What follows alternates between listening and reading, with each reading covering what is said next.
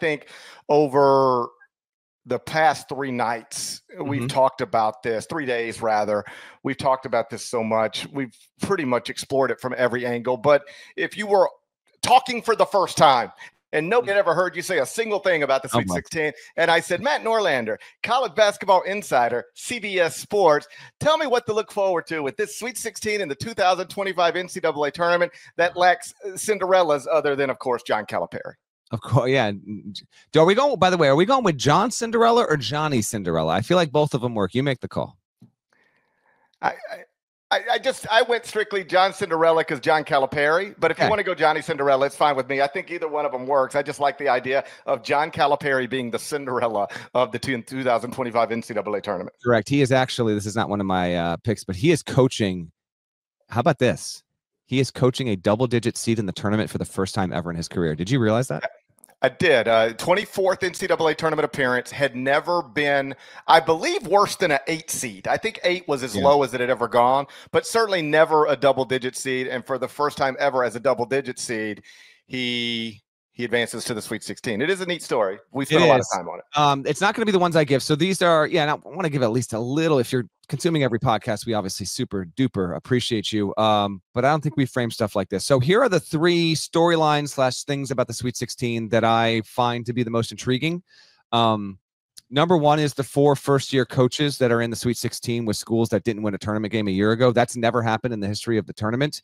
You've got Pope at Kentucky, Kevin Young at BYU, John Calipari at Arkansas. All of those are connected from the coaching carousel a year ago.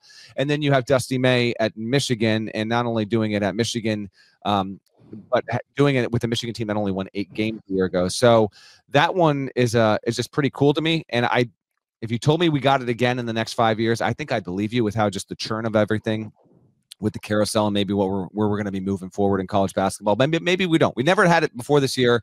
I'm intrigued by that angle with it. And I'd say, even though Michigan's the worst seed, BYU's the worst seed, and Arkansas is the worst seed, and Kentucky, they're all the worst seed. I think at least one of them will break through and make the Elite Eight. I think that's a pretty cool storyline. Number 2 for me is the fact that Maryland is in this.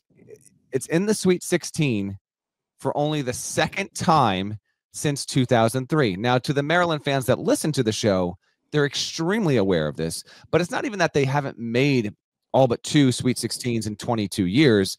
It's also that they're only in a second one because of Derek Queen making the shot he did, the play he did, semi-controversial fashion, hitting it at the buzzer. They got there barely after Jalen Lake had that awesome shot before the shot, and they're also doing it while their coach has frequently addressed his gripes and grievances with his university, which now doesn't have an athletic director. And no one really knows if he's doing this because he's out to Nova no matter what, or if he's doing it because he doesn't have a boss right now and he has the school over a barrel and he's going to get whatever he wants and he has every intention of staying at Maryland. I think that is super duper intriguing. And then my third one is Houston having to, and I don't think we've talked about this too much on the show. Houston has to do this in Indianapolis. It's got to go against Purdue. And then if it wins, it's got to either play Kentucky or Tennessee. Houston fans will show up, but I think it is logical to expect that Purdue, Kentucky, and Tennessee fans, because of the proximity and all of those fan bases being able to drive to Indianapolis, are going to be there in bigger numbers. So if Houston is going to get to the Final Four, it needs to probably win 2, if not de facto road games, something that's a proxy to that overall GP.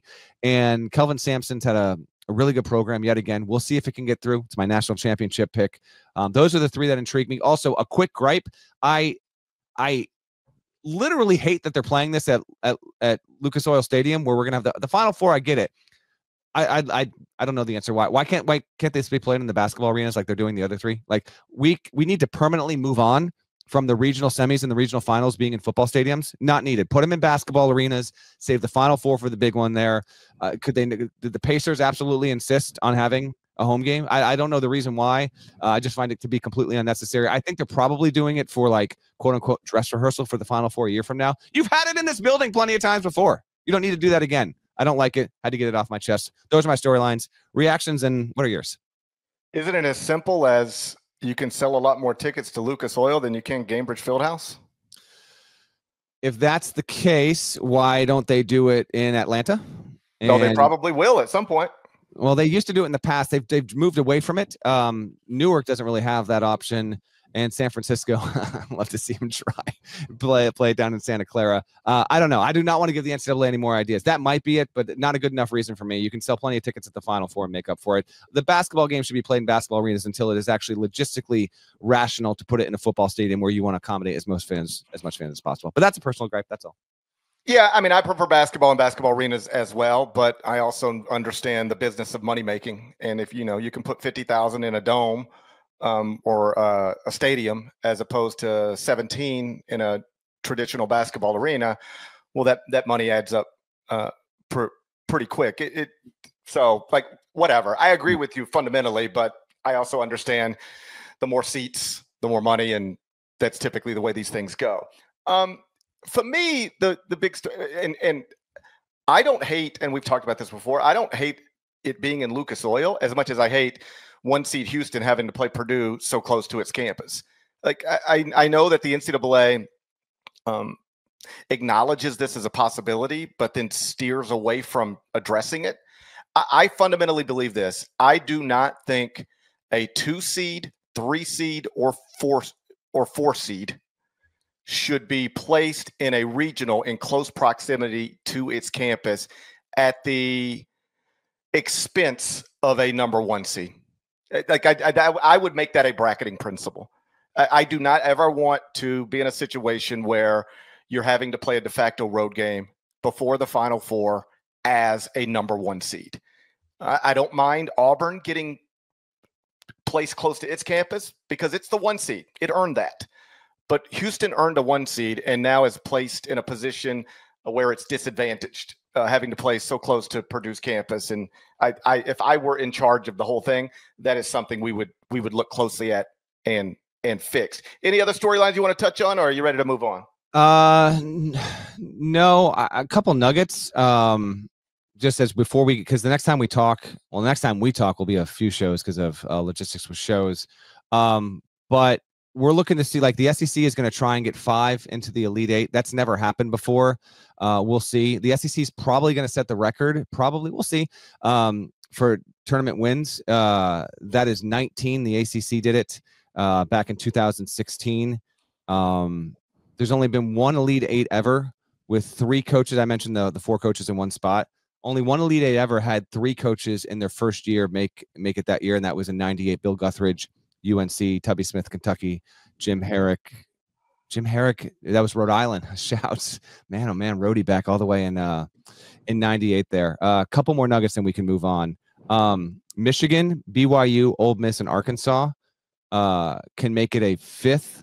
Sorry, they're a 5 seed or worse. They can make it a 12th straight tournament, getting to a Final Four with a 5 seed or worse. We talk about all the chalk, but that streak is still technically alive. We'll see if we get there. We have we haven't had, it's been a dozen years since we've had a Final Four with nothing but 4 seeds or better.